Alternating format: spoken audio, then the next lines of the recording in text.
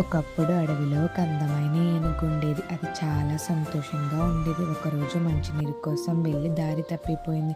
అలా వెళ్తూ వెళ్తూ ఒక గ్రామంలోకి వెళ్ళింది.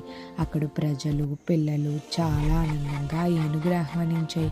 అప్పుడు ఆ ఏనుగు, నాకు దాహంగా ఉంది, సరస్సు వెతుకుతూ రావడం వల్ల దారి మరిచిపోయా అంది.